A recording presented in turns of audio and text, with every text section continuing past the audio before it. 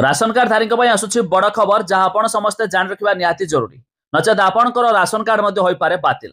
एने सरकार जारी कला एक बड़ घोषणा।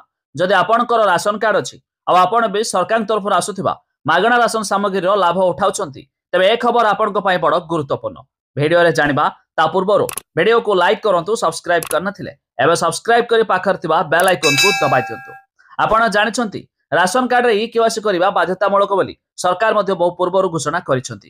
हेले एई मध्यरे डिसेंबर 31 तारिख पर्यंत जारी रहइबो ई केवासी प्रक्रिया। अर्थात जो हिताधिकारी एपर्यंत ई केवासी करिनाहाती सेमानक पई शेष मौका। सेमाने चाहिले डिसेंबर 31 तारिख सुधा राशन कार्ड रे ई केवासी मध्य करि पारिबे।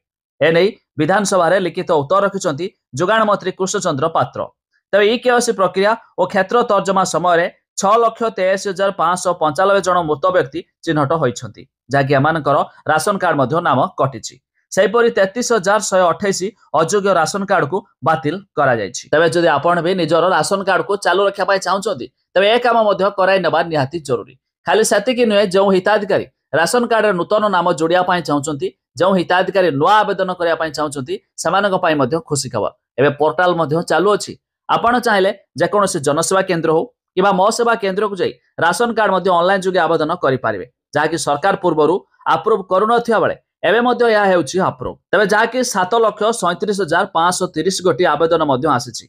तबे ओडिशा राज्य खाद्य सुरक्षा लक्ष्य भित्तिक साधारण बंटन व्यवस्था नियम 2020 रो बाद देबा मानदंड भित्तिरे आग्रह मध्य कराइछि।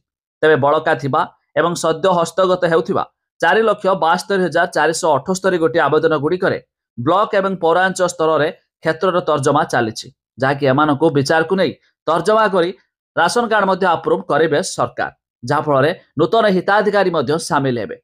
तबे जदि आपण भी नुआ आवेदन करिया भाई भाबुथिबे आपणक पई खुशी खबर, आपण मध्य कले आपणकर मध्य होई पारिबो अप्रूव।